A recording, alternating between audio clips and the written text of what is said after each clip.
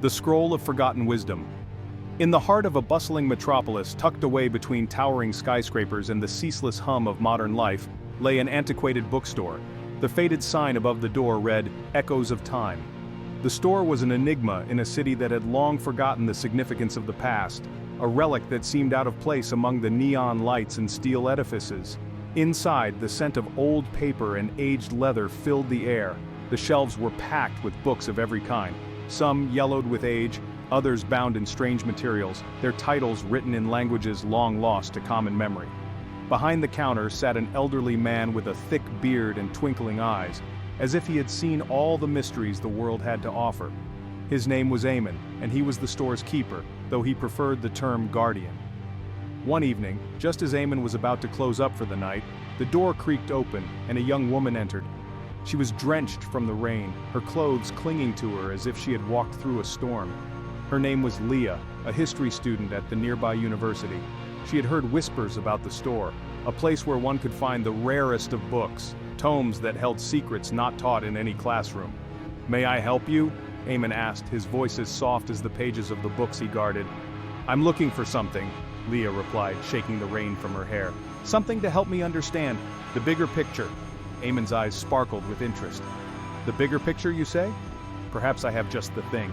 He led her to a dusty corner of the shop, where a single book lay on a pedestal, as if waiting for someone to claim it. The book was bound in dark leather, its cover adorned with intricate symbols that seemed to shift and change under the flickering light of the store's lamps. The title was written in a script Leah didn't recognize, but as she stared at it, the letters rearranged themselves until they formed a phrase in her own language. "The Scroll of Forgotten Wisdom." "What's this?" Leah asked, intrigued. "That," Eamon said, "is no ordinary book. It's a gateway, one that will take you on a journey through time to witness the greatest lessons history has to offer." Leah hesitated, but her curiosity got the better of her. She reached out and touched the book. The moment her fingers brushed the leather, the world around her began to dissolve, replaced by a swirling vortex of light and shadow. She felt herself being pulled through time and space until finally, she landed with a thud on solid ground.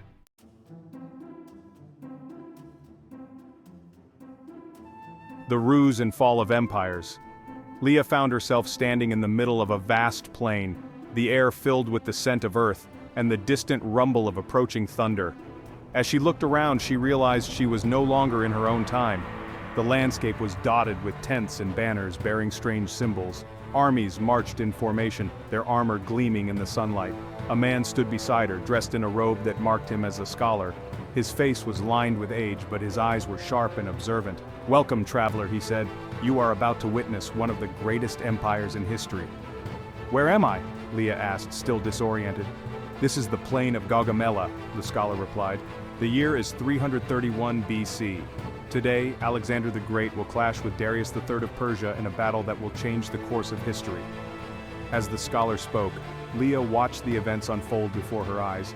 She saw the disciplined phalanxes of the Macedonian army, their spears bristling like a forest of steel. She saw the vast hordes of the Persian Empire, their chariots and elephants ready to crush anything in their path.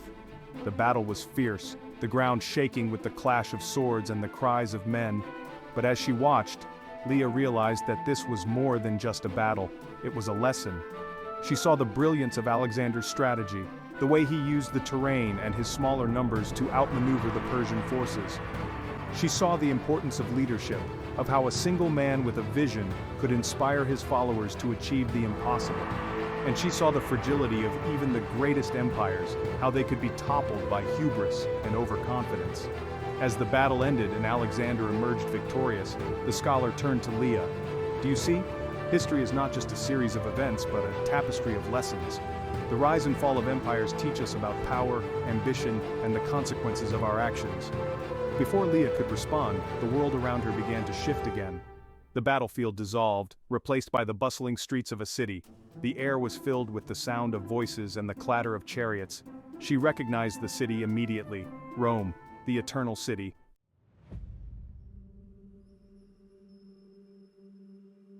The cost of glory.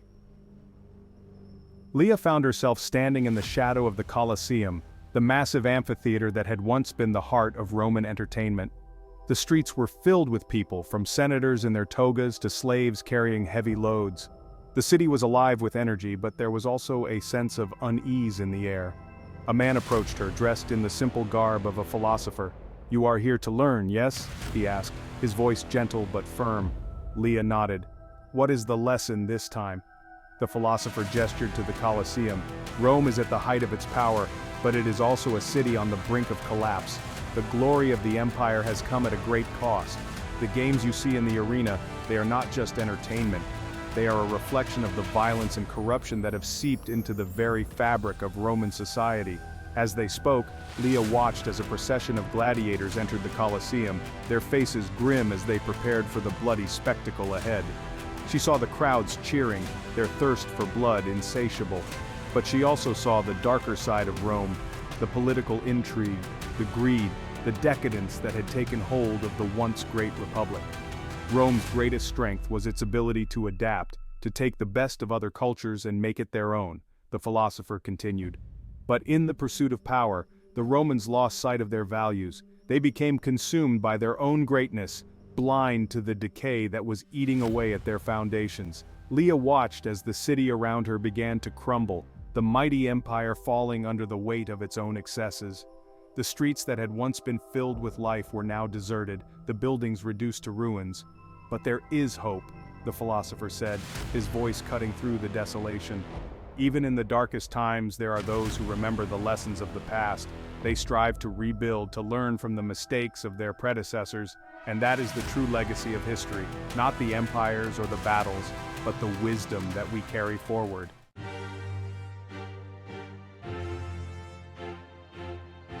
The path of revolution. The scene shifted once more, and Leah found herself standing in the midst of a crowd. The air was thick with tension, the faces around her filled with anger and determination. She realized she was in Paris, and the year was 1789, the eve of the French Revolution. A man in a powdered wig and a tricolor cockade approached her. "Liberty, equality, fraternity," he declared, his voice passionate. "The people have had enough of tyranny and oppression. We stand at the dawn of a new era, one where the power will belong to the people, not the kings and aristocrats." Leah watched as the revolution unfolded before her eyes.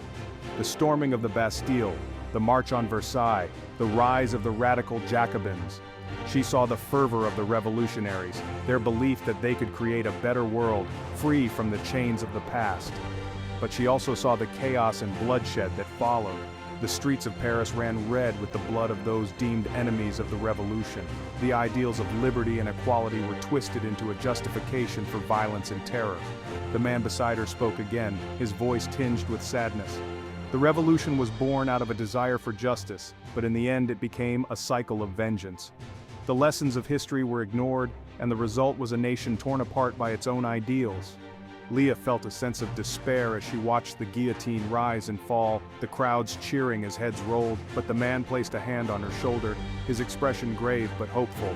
"Do not despair," he said. "The revolution may have faltered, but it was not in vain.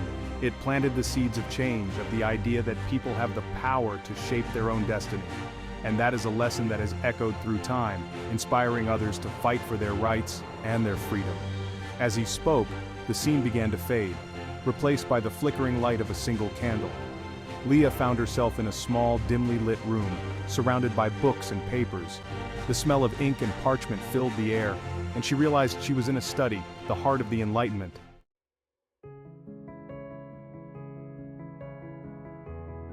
The light of knowledge.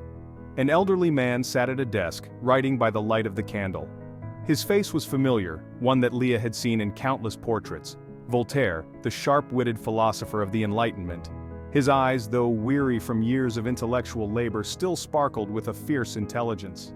As Leah approached, Voltaire looked up from his writing and smiled. "Ah, a visitor from another time," he said, his voice rich with warmth and curiosity. "You are just in time to witness the dawn of reason." Leah glanced around the room, noting the volumes of books piled high on every surface, the manuscripts scattered across the floor. "What are you working on?" she asked. Voltaire gestured to the papers before him. "I am penning a critique of superstition and tyranny, championing the virtues of reason, tolerance, and freedom of thought. We live in a world where ignorance and dogma have held sway for far too long. But now, we are on the verge of something new. a revolution of the mind. He stood and moved to a window, gesturing for Leah to join him. Outside, the streets of Paris were quiet, but there was an undercurrent of excitement, a sense of change in the air. The Enlightenment is not just about knowledge, Voltaire continued. It is about challenging the status quo, questioning authority, and seeking truth through reason. It is a movement that has the power to reshape society, to bring about a world where individuals are free to think, to speak, and to pursue their own happiness. Leah felt a surge of admiration for the man before her. She realized that the Enlightenment was more than just a period of intellectual exploration. It was a pivotal moment in history that laid the foundation for modern democracy, human rights, and scientific progress. But there are those who fear change, Voltaire said, his voice tinged with melancholy. Those who cling to old ways, who resist the light of reason. The road ahead is fraught with challenges, but we must persist. For without the pursuit of knowledge, without the courage to question and to learn, we are doomed to repeat the mistakes of the past. Leah nodded, understanding now that the Enlightenment was not just about learning facts or theories, but about embracing the power of critical thinking and the importance of individual liberty. As Voltaire returned to his writing, the room began to dissolve, and Leah felt herself being pulled once more through the currents of time. She braced herself for the next lesson, wondering what part of history would reveal itself next.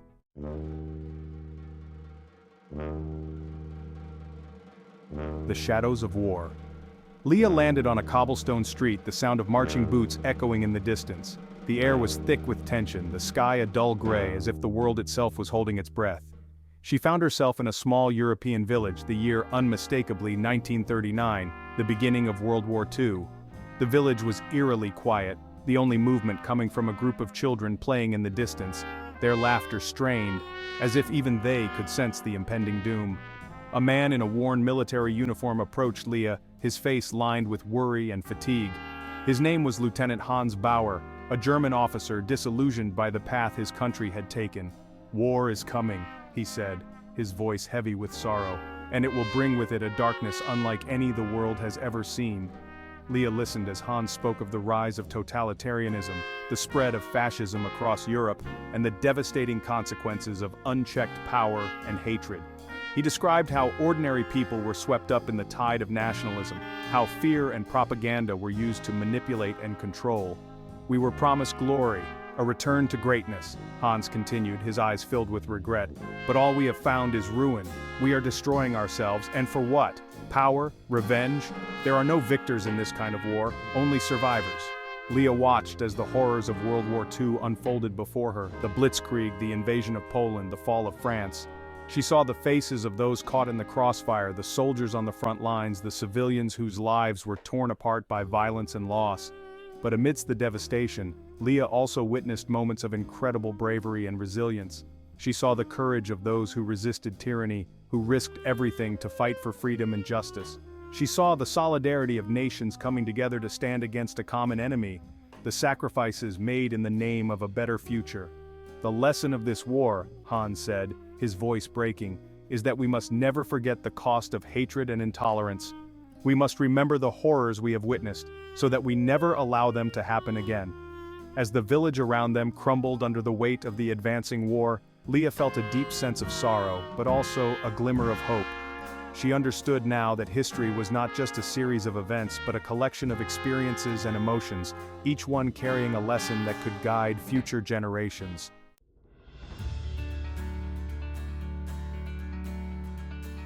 The echoes of revolution. The scene shifted once more, and Leah found herself standing on a crowded street, the air thick with the scent of incense and the sound of chanting voices. She was in India, the year 1947, a time of great change as the country stood on the brink of independence from British rule. A man in simple white robes approached her, his presence radiating calm and determination. Leah recognized him immediately. Mahatma Gandhi, the leader of the Indian independence movement, known for his philosophy of nonviolent resistance. "Ah, a visitor from another land," Gandhi said with a gentle smile. "You are here to learn about the power of peaceful protest, I see." Leah nodded, captivated by the serene strength of the man before her. "How can nonviolence bring about such a profound change?" she asked, genuinely curious. Gandhi gestured to the crowds around them, the people united in their desire for freedom. Violence only begets more violence, he explained. But through nonviolence, we appeal to the conscience of our oppressors. We show them the injustice of their actions and force them to confront the truth. It is a slow and difficult path, but it is the only way to achieve true and lasting peace. Leah watched as the events of India's struggle for independence played out before her. The peaceful protests, the brutal crackdowns, the long marches and hunger strikes. She saw the strength of the Indian people, their refusal to back down in the face of oppression, and the ultimate triumph of their cause as India finally gained its independence. But the lesson here is not just about the power of nonviolence, Gandhi said, his voice tinged with sadness. It is also about the importance of unity and understanding.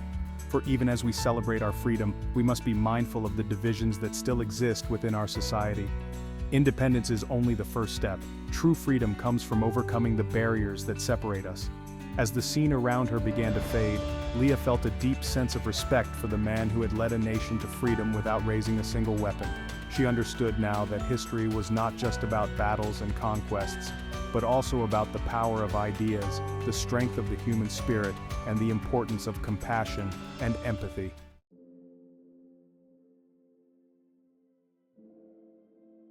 The legacy of the past.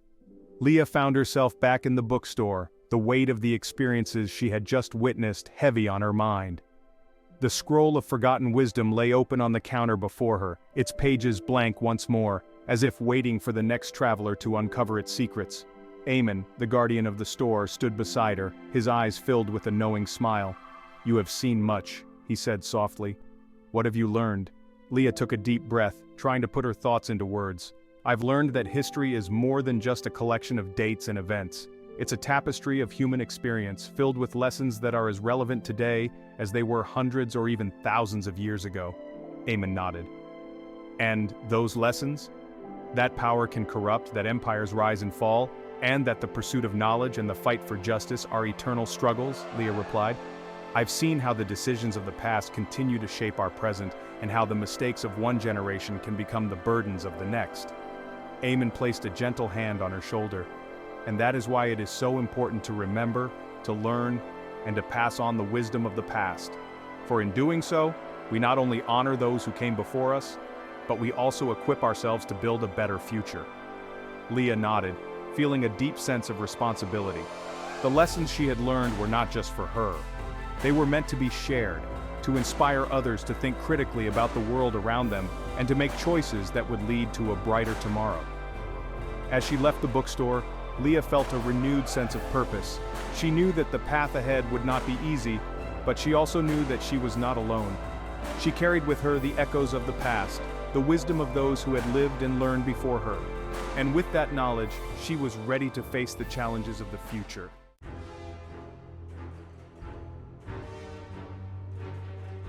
The eternal journey. Years passed, and Leah became a respected historian, known for her deep understanding of the lessons of history and her ability to make the past come alive for her students. She often returned to the bookstore, always finding new wisdom in the pages of the scroll of forgotten wisdom. And as she grew older, she became the guardian of those lessons, passing them on to the next generation of curious minds.